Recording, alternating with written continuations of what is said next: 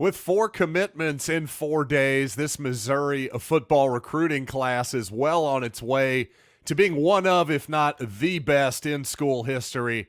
Let's talk about Lamont Rogers and more coming up right now on Locked On Mizzou.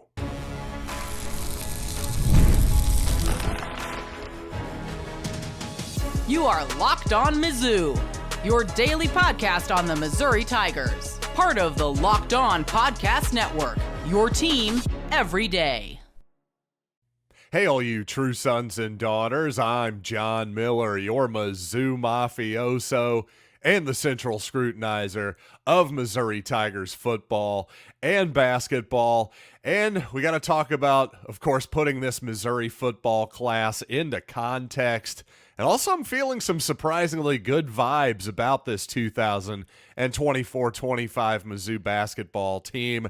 You know, before we start the show, I do want to tell you that today's episode is brought to you by Gametime. Download the Gametime app, create an account, and use code LOCKEDONCollege for $20 off your first purchase. Terms apply. And just in case you missed it, on social media and everywhere else, frankly, this past weekend, but specifically on my social media platforms, I said that Lamont Rogers, offensive lineman from Texas, the third straight top 100 national commitment for the Tigers in as many days, in 3 consecutive days. And you can see why Lamont Rogers was such a high priority target for Missouri when you flick on his highlights and just frankly look at his measurements. Lamont Rogers, a rare commodity for sure, and a guy that Missouri is typically just simply not going to pry away from the likes of Texas and Oklahoma and Texas A&M, especially out of their stomping grounds, for a player that those programs really, really won. And while Rogers had been presumably by most outlets, I think, a Missouri lean for a while, hey, when the Longhorns put on the full court press, typically that is going to be enough to get it done historically for the in-state school. Now, famously, of course, Chase Daniel warded off the Longhorns' advances all the way back in, 2004, 2005 now. But that was a different situation where he had already committed without a Texas offer and felt obviously a lot of loyalty to Missouri. Great decision for him, I would say, in the long run. But Rogers, a different thing, not the type of guy that, again, if I think even Chase Daniel would have admitted that if earlier in the process, before he'd committed to Missouri, if the Longhorns, his sort of childhood dream team, if you will, well, if they had had an offer for him, I think he would have probably taken it. Lamont Rogers, on the other hand, just another great example of Missouri doing things that it's never done before in recruiting. Of course, in the previous 2 days, a couple of Florida-based wide receivers in Javen Boggs and Donovan Olabode, 2 guys that I think are good enough, talented enough that they could potentially play as early as their true freshman seasons. But fortunately for the Missouri receiver room, there really is no serious pressure for them to do so. A lot of talented guys in there other than the upperclassmen who will be done this season. But you know what? We do want to focus on Lamont Rogers here, a guy at 6'8", 305 pounds, obviously an unusual size for a high schooler, but also rather light on his feet as well. A guy who's a legitimately good high school basketball player as well. You just watch his highlights a little bit on the basketball court, and quite honestly, you get as good of an idea of what kind of a football prospect he can be as much as you do watching football, because quite honestly, you watch Rogers' film, and it's very similar to watching every other offensive lineman's film from high school, including Keiton Jones, who another commitment here this weekend for the offensive line for Missouri I'll get to in a little bit here as well. But specifically on Lamont Rogers, his film, his highlight reel anyway, from his junior season is just a whole bunch of him running forward and absolutely mauling and pancaking smaller high school defenders in the running game. Which, hey, don't get me wrong, as that's a lot of fun to watch. I enjoy watching offensive linemen pancake people, especially when they're about to be a Missouri Tiger. But frankly, what am I learning beyond his obviously impressive physical traits, which again, I could have figured out just by putting a tape measure on him and putting him on a scale and watching him play basketball for 5 minutes. So quite frankly, my point here is that you just don't see a whole lot of pass blocking to speak of in these highlights. And again, this is not a specific criticism of Rogers. This is basically high school football. Brandon Jones, the Missouri offensive line coach, who I'm obviously a big fan of, well, he's going to be tasked with coaching him up. All of the technique that is required to block SEC quality edge rushers and defensive ends, well, there's just not, those guys are not really duplicable in high school unless they're actually eventually going to play in the SEC. You just can't simulate that. So that's why it takes a while for offensive linemen in particular to develop, and you don't see them play as true freshmen very often. Quite frankly, that's one reason I'm really bullish on Keiton Green and his prospects in his first season at Missouri after spending his true freshman season at Oklahoma. You look at his PFF grades, some of the metrics, and they look okay. They look good. Not super above average in the Big 12 to the point where you might think, well, gee, if he was just maybe a slightly above average player in the Big 12, well, how does that translate to the SEC? Quite frankly, I think it's going to translate very well because 9 times out of 10, probably more than that type of player doesn't even really see the field in any type of significant way. So just the fact that Green played so much action as a true freshman at Oklahoma and fared, fairly well, if not at an elite level, well, that tells me that his future is really, really strong. And also the fact that, frankly, Oklahoma people were upset to lose him, well, that tells you a lot as well. Now, let's talk a little bit more about Keiton Jones, another player who not as ballyhooed as Keiton Green, at least in terms of the high school recruiting rankings. Another guy who, again, flip on his highlights, and again, you're just going to see a large human being mostly pushing forward and pushing smaller defenders out of his way on running plays. So again, there's going to be a lot of technique that needs to be done here with Keiton Jones. I would say really the main difference between the two, not only is Rogers just kind of a special athlete at that size, but he's also, Jones is also 3 inches shorter. That's about the biggest difference there. So you assume the arm length is a little bit lesser as well. And speaking of arm length, you know what? That's one of those things that obviously you look at on the offensive line. And when it comes to offensive line, it's not just physical stuff. It's very much the mental part of the game that really matters. It's basically boot camp when you get down to it. You never touch the ball as a non-center. Basically, if you're a left tackle or something, you and the quarterback are basically playing entirely different sports. So you know what? I want to talk more about the offensive line, especially the current state of the Missouri offensive line for Missouri, and also where does this high school 2025 class of 25 recruiting class rank? Let's put it all into context. Coming up for you here in just a little bit. But first, let's talk about Gametime because, of course, Major League Baseball is very much in full swing. The Cardinals and the Royals very much in the wild card hunt at the very least. Well, hey, guess what? The Royals and Cardinals playing at Busch Stadium tomorrow. Just $12 to sit in the left field box, by the way. Hey, if you use my promo code, I can get you a heck of a lot off of your total. By the way, if you're planning on coming from Columbia, keep in mind I-70 appears to be shut down starting at Herman between St. Louis. So really plan that route out and plan accordingly in general. But again, regardless of what you're into, you got to take the guesswork out of buying MLB tickets with Gametime. Download the Gametime app, create an account, and use code LOCKEDONCollege for $20 off your first purchase. Terms apply. Again, create an account and redeem code LOCKEDONCOLLEGE for $20 off. Download Game Time today. Last minute tickets, lowest price guaranteed.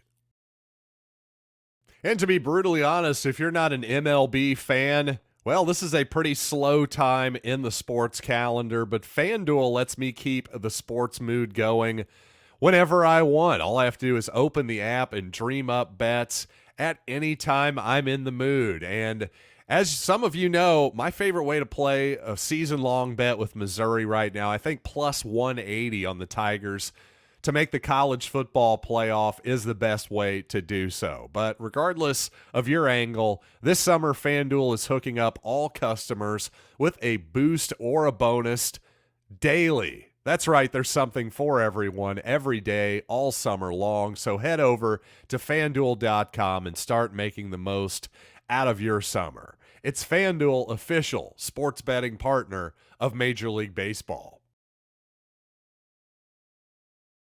Thanks for making Locked On Mizzou your first listen every day. On tomorrow's program, I'm going to be talking with Brian Smith, the Scout Master, about Missouri's recent additions to its class, what it all means. And currently, by the way, that 25 class ranked 12th in the country over at Rivals.com, 13th at 24/7 Sports, and On3 has the class 14th. So basically the consensus, the average there, pretty easy math for even this podcaster, 13th in the country, with the potential to maybe even sneak up a little bit higher for the Tigers. So in other words, if it's not the highest ranked class in history, just in terms of the internet era, let's say, well, it's going to be really, really, really close. So I think one of my bold predictions is going to come true. We'll just have to see about the other two as the season goes along. But you know what? Speaking of that offensive line, I was talking a little bit just about what you want. What do you actually look for in an offensive lineman? Well, as I've often admitted, in terms of technique and that kind of thing, the actual technician part of being a lineman, I don't really have anything to offer there. That's a place of ignorance for me. I don't frankly think that I'm the best person to evaluate offensive linemen, especially from high school. No question about that. But physically, I do know that you do want the longest arms you can possibly get, especially at the tackle position for obvious reasons. I don't think I need to explain that one, but obviously height comes into play, height and overall size as well. But really beyond that, offensive line is very much to me a mental game of how much punishment can you take? How mentally strong are you, quite honestly? Because again, you're not touching the football. You're not playing the same sport as the running backs and the skill position players. Also, frankly, do you have a mean streak on the field? Do you enjoy the physicality of football? Because there's a lot of gentle giants out there, quite honestly, who are big enough to play the position, but just may not want to do what it takes to be a football player, which, by the way, is fine. There's nothing necessarily wrong with that. It's just simply, as a football coach, it's your job to be able to suss this out. Does this guy actually love football? Does he love being a lineman?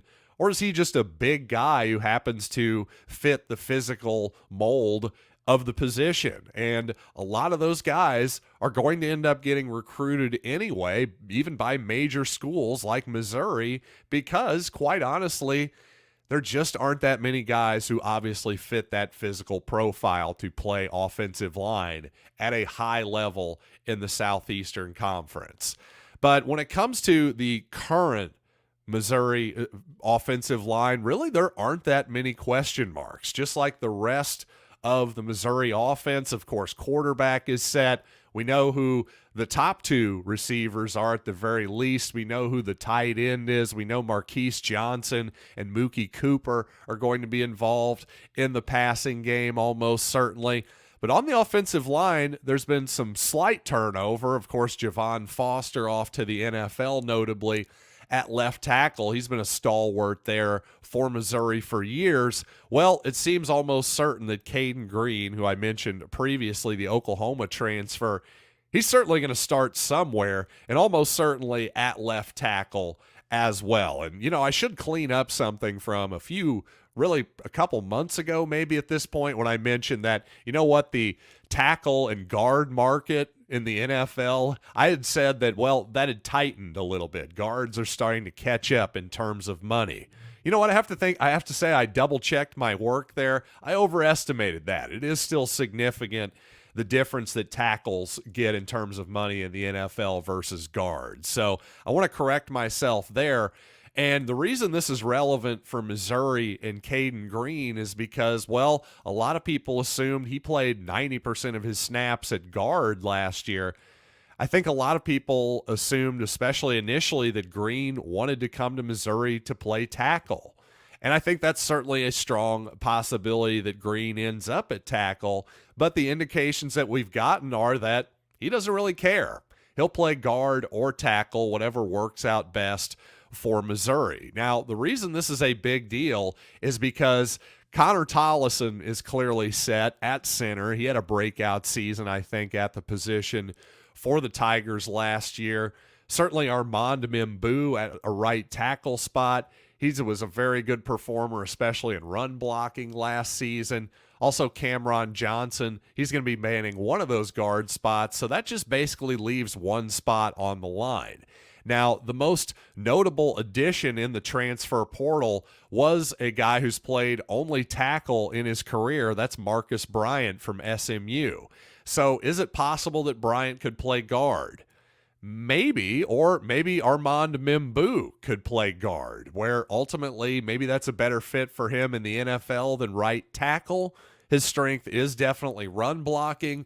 But again, Keiton Green has experience as a left guard. He could slide back inside as well. It's just going to be interesting to see how this plays out, because I do believe Marcus Bryant is going to be Missouri's fifth offensive lineman. That's who I'd put my odds on at this point. But what position he's playing exactly, where Mimbu settles down, that's all sort of up in the air. Now, another notable player, a redshirt freshman from Raytown, Logan Reichert, listed at 6'6", 369 pounds. Nice. Could be better suited at guard for now, quite honestly. Just at that size, it's hard to imagine at 369 him blocking edge rushers on the right now in the SEC. So maybe guard is his better spot. He was a tackle in high school. Frankly, either way, he's probably still a year away from being a major contributor. You've also got, speaking of the portal, Javen Richardson, Hutchinson Community College transfer. Could he possibly on the field? And if so, maybe tackle might be his best spot too. So again, it's just going to be interesting to see how all this plays out on the line. But I think one way or the other, Marcus Bryant is my pick to be Missouri's fifth lineman. And I have to say, this is going to sound pretty ridiculous, but I'm going to say it anyway. Even though the Missouri basketball team has not played a single second of real basketball, I haven't seen them actually play even a practice yet by any stretch of the imagination, and yet I'm impressed with this group anyway. I want to explain why here coming up in just a little bit. And also, Eli Drinkwitz has the deets on the new North End Zone complex. If you want to sit out there, you better get your pocketbooks ready. I can promise you that. So let's talk about all that after these quick words.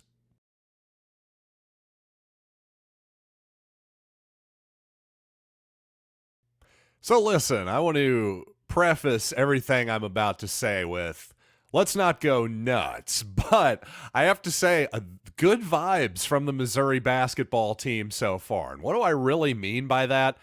Well, these videos that are being put out, of course, by the Missouri Hoops account, of course, some of this is propaganda to some point, but at the same time, these young men are not actors either. I'm also impressed by how much these young fellas really seem to enjoy each other's company in a relatively short period of time. Of course, a lot of newcomers on this roster, including 5 true freshmen, a whole bunch of transfers into the program.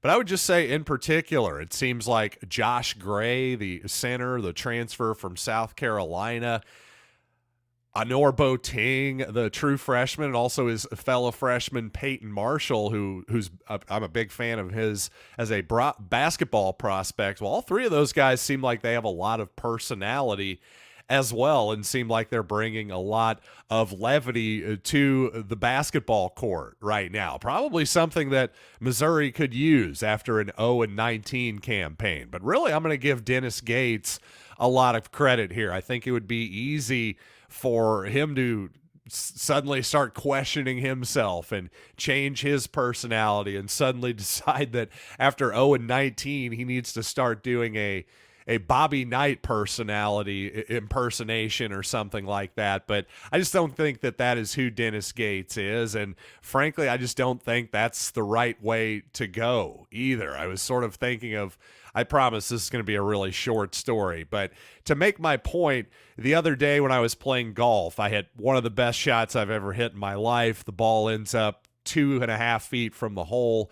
And of course, I missed the birdie putt. Now, a part of me, the childish part of me, wanted to throw a temper tantrum and possibly my putter into the lake. But the more mature part of me thought, now, wait a second here. As annoying as missing that putt was, you did just hit an incredible shot there. Let's flush the memory of that horrible putt and hold on to the feeling of that excellent golf shot you just hit.